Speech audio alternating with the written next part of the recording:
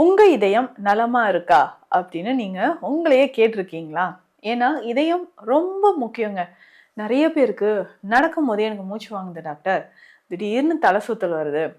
செஸ்ட்ல அதாவது நெஞ்சு பகுதியில் எனக்கு ஒரு டிஸ்கம்ஃபர்ட் தெரியுது அப்படின்னு அப்நார்மல் இசிஜின்னு வந்துருச்சு அப்படின்னு சொல்வீங்க. ஸோ இதுல வந்து பார்த்தோம்னா நம்மளுடைய வால்வ்ல மிட்ரல் வால்வ்ஸோ இல்ல ட்ரைகஸ்பிட் வால்வ்லயோ ப்ராப்ளம் இருக்கு. இல்ல கொரோனரி ஆர்டரி டிசீஸ் அப்படின்னு சொல்லியிருக்காங்க. இதுலயே பிளாக் நெறைய இருக்கு. இப்படியெல்லாம் சொல்றாங்க. அப்போ இதயத்தை பாதுகாப்பதற்கு என்னென்ன வழிமுறைகள் நம்ம எதெல்லாம் ரெகுலரா ஃபாலோ பண்ணிட்டு வந்தா நம்ம இதயம் ஆரோக்கியமாக இருக்கும் அப்படின்னு நம்ம அப்போ இதயத்தை பலமாக வைப்பதற்கு இதய ஆரோக்கியத்திற்கு கட்டாயம் நீங்கள் தவிர்க்க வேண்டிய உணவுகள் என்ன? இது ரொம்ப முக்கியம் இல்லையா? என்னென்ன உணவுகள்லாம் நம்ம தவிர்த்தால் இதயம் ஆரோக்கியமாக இருக்கும்? இதுதாங்க இன்னைக்கு பெரும்பாலும் நிறைய பேருக்கு இருக்கிறது. பொதுவாகவே நம்ம வந்து லிவர், கிட்னி, குடல் பகுதி எல்லாமே நம்ம கிளியர் பண்றதுக்கு பார்க்குறோம். பட் ஹார்ட் ஹெல்த் அப்படின்னு சொல்றது, கார்டியாக் ஹெல்த் அப்படின்றது ரொம்ப ரொம்ப முக்கியம். ஸோ இந்த பதிவில் நான் சொல்லியிருக்கக்கூடிய மூலிகைகளை பயன்படுத்திட்டு வாங்க.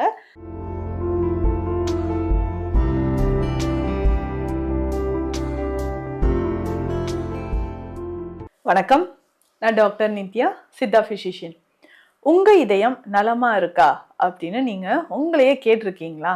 ஏன்னா இதயம் ரொம்ப முக்கியங்க. நிறைய பேருக்கு நடக்கும்போதே எனக்கு மூச்சு வாங்குது டாக்டர், திடீர்னு தலை சுத்தல் வருது, செஸ்ட்ல அதாவது நெஞ்சு பகுதியில் எனக்கு ஒரு டிஸ்கம்ஃபர்ட் தெரியுது அப்படின்னு சொல்றீங்க. திடீர்னு வந்து மூச்சு பிடிக்கிற மாதிரி இருக்கு, மூச்சு இழுத்து விடுறதுல சிரமமா இருக்கு அப்படின்னு. சரி, என்ன பயந்து போய் இசிஜி எடுத்து பார்த்தேன். அப்நார்மல் இசிஜின்னு வந்துருச்சு அப்படின்னு சொல்வீங்க. ஸோ இதில் வந்து பார்த்தோம்னா நம்மளுடைய வால்வ்ல மிட்ரல் வால்வ்ஸோ இல்லை ட்ரைகஸ்பிட் வால்வ்லையோ ப்ராப்ளம் இருக்குது. இல்லை கொரோனரி ஆர்டரி டிசீஸ் அப்படின்னு சொல்லியிருக்காங்க. இதுலேயே பிளாக் நிறைய இருக்குது. இப்படியெல்லாம் சொல்கிறாங்க. அப்போது இதயத்தை பாதுகாப்பதற்கு என்னென்ன வழிமுறைகள் நம்ம எதெல்லாம் ரெகுலராக ஃபாலோ பண்ணிட்டு வந்தால் நம்ம இதயம் ஆரோக்கியமாக இருக்கும் அப்படின்னு நம்ம தெரிஞ்சுக்கணுங்க. இதயம் ஆரோக்கியமாக இருக்க, இதய தசைகள் நமக்கு வலிமையாக இருக்க என்ன பண்ணலாம்? ஸோ முக்கியமாக இதில் நிறைய விஷயங்கள் இருக்குது. அந்த இதயத்தை பலமாக வைப்பதற்கு நம்ம சொன்ன மாதிரி அடிக்கடி மூச்சு வாங்குது, படபடப்பு வருது, ஏன்னா ரீசனே தெரியாது. ஸோ நிறைய பேருக்கு இந்த ப்ராப்ளம் இருக்குங்க. அப்போது இதயத்தை பலமாக வைப்பதற்கு, இதய ஆரோக்கியத்திற்கு கட்டாயம் நீங்கள் தவிர்க்க வேண்டிய உணவுகள் என்ன? இது ரொம்ப முக்கியம் இல்லையா? என்னென்ன உணவுகள்லாம் நம்ம தவிர்த்தால் இதயம் ஆரோக்கியமாக இருக்கும்? இதுதாங்க இன்னைக்கு பெரும்பாலும் நிறைய பேருக்கு இருக்கிற பிரச்சனை. போயிட்டே இருக்கிறோம், பசிக்குது, சடனாக ஒரு ஃபாஸ்ட் ஃபுட் சாப்பிட ஆரம்பிச்சிடுறோம். அதுவும் இந்த நல்ல எண்ணெயில் பொரித்த அந்த ஃப்ரோசன் டயட் தான் இப்போ பெரும்பாலும் அதிகமாகிடுச்சு. நம்ம ஆர்டர் பண்ணுறோம், உடனே அவங்க என்ன பண்ணுறாங்க, ஒரு பேக்கெட்டில் இருந்து ஃப்ரீஸ் பண்ணி வச்சுருப்பாங்க இல்லையா, அதை ரிமூவ் பண்ணி உடனே ஆயிலில் நல்லா டீப் ஃப்ரை பண்ணி கொண்டு வந்து சூடாக நம்ம டேபிளில் வச்சுருவாங்க. ஸோ இதுக்கு இந்த கெச்சப் மாதிரியான ஐட்டம்ஸ் எல்லாம் நம்ம தொட்டு சாப்பிட்றோம். இந்த உணவுகள் தொடர்ந்து நீங்கள் எடுக்க எடுக்க என்ன ஆகும்னா, நம்ம உடல் நலனுக்கு பாதிப்பு மட்டும் இல்லாமல் கொழுப்புகளாக தேங்க ஆரம்பிச்சிடும்.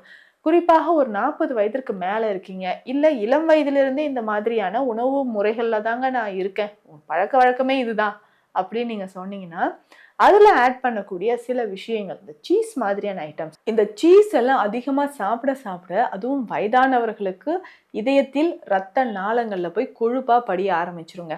இதுவும் நிறைய பேர் என்ன பண்ணுவோம்னா, நம்ம வந்து தண்ணீர் எடுக்காமல் இருப்போம். ஸோ தண்ணீர் குடிக்காமல் இருக்கிறதுனால என்ன ஆகும், கிட்னியில் ஸ்டோன் ஃபார்ம் ஆகும். அடுத்தது இப்போ புதுசாக நிறைய பேர் சொல்கிற விஷயம் என்னென்னா, கால் பிளாடரில் ஸ்டோன் ஃபார்ம் ஆகுது.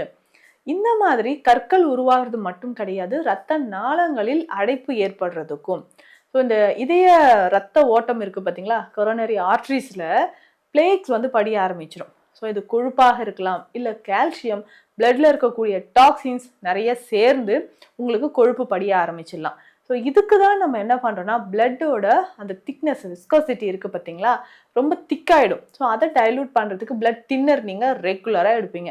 இதுதாங்க ரத்தத்துக்கு ரொம்ப முக்கியமானது, இதயத்திற்கு ரொம்ப முக்கியமானது, ரெகுலராக இதை பயன்படுத்துங்கன்னு ஒரு டெய்லி ஒரு பிளட் தின்னர் டேப்லெட் கொடுப்பாங்க.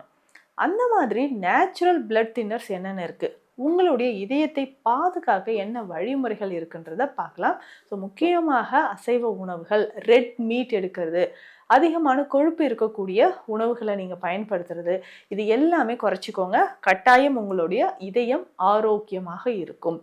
எந்த மூலிகைகளை இதில் ரெகுலராக நம்ம எடுத்துக்கலாம் இதய அடைப்பு நீங்குவதற்கும் இதயம் ஆரோக்கியமாக இருப்பதற்கும் அப்படின்னு பார்க்கலாம். ஸோ முதல்ல நீங்கள் எடுக்க வேண்டியது தாண்டிக்காய். ஸோ இந்த தாண்டிக்காய் நல்ல டானிக் ஆசிட் இதில் அதிகமாகவே இருக்குங்க. மோர் தென் 60% இருக்கிறதுனால நம்ம உடல் உள்ளுறுப்புகளை வலிமையாக்கக்கூடியது. ஸோ அப்போது இந்த தாண்டிக்காயை நீங்கள் பயன்படுத்தணும். இந்த தாண்டிக்காயை நம்ம எப்படி பயன்படுத்த போகிறோம்? ரொம்ப சிம்பிளுங்க. தாண்டிக்காய் பொடி வாங்கிட்டு வாங்க. 1/2 ஸ்பூன் எடுத்து 2 கிளாஸ் தண்ணீரில் போட்டு நல்லா பாயில் பண்ணணும். இது கூடவே ஒரு கைப்பிடி அளவுக்கு நீங்கள் என்ன பண்ணலான்னா துளசி இலைகள், அதுவும் கருந்துளசினா ரொம்ப நல்லது. இது வந்து பெஸ்ட் கார்டியோ கிளைகோசைடு அப்படின்னு சொல்லுவாங்க. துளசி பற்றி நமக்கே தெரியும். எந்தெந்த இடத்துலலாம் கழிவுகள் இருக்கோ அதை கரைத்து வெளியேற்றக்கூடியது. ஸோ இந்த தாண்டிக்காயும் கருந்துளசியும் நல்லா பாயில் பண்ணி ஃபில்டர் பண்ணிக்கோங்க. இந்த தண்ணீரை, இந்த கஷாயத்தை சூடாக டெய்லி காலையில் குடிச்சிக்கிட்டே வாங்க. டீ காஃபி எல்லாம் வேண்டாம். இதை குடிச்சிக்கிட்டே வரும்போது இதய தசைகள் உங்களுக்கு பலமாக ஆரம்பிக்கும். நிறைய பேருக்கு ஹார்ட்டில் பிளாக் இருக்குங்க. அந்த பிளாக்கை வந்து நான் சரி செய்யணும், அது நான் நல்லாவே எனக்கு ஹார்ட் பீட் இம்ப்ரூவ் ஆகணும். ஏன்னா நிறைய பேர் ஃபைல்ஸ் பார்க்கும்போது எனக்கு தெரியும் ஹார்ட்டோட ஃபங்க்ஷனே 40% தான் இருக்குது, ஹார்ட்டில் 3-4 பிளாக் இருக்குன்னு சொல்லிட்டாங்க அப்படின்னு சொன்னீங்கன்னா அந்த சமயத்தில் எல்லாமே இந்த தாண்டிக்காயும் கருந்துளசியும் சேர்த்து அந்த கஷாயத்தை நீங்கள் டெய்லி மறக்காமல் ரெகுலராக குடிச்சிட்டு வாங்க. இதில் முக்கியமாக மருதம்பட்டை சார்ந்த மருந்துகளை நீங்கள் எடுத்துக்கணும். ஸோ மருதம்பட்டை சார்ந்த மருந்துகளை நீங்கள் பயன்படுத்தும் போது உடலில் அந்த பெஸ்ட் கார்டியோ கிளைகோசைட்ஸ் அப்படின்னு சொல்லலாம். அந்த இதயம் நன்றாக வேலை செய்வதற்கு இதை நீங்கள் தொடர்ந்து பயன்படுத்திட்டே வரலாம். அடுத்து முக்கியமான இந்த ஜூஸ் வகைகள் எல்லாமே குடிச்சிங்கன்னா உங்கள் இதயத்திற்கு ரொம்ப நல்லது அப்படின்னு சொன்னால் என்னென்னு நான் சொல்கிறேங்க.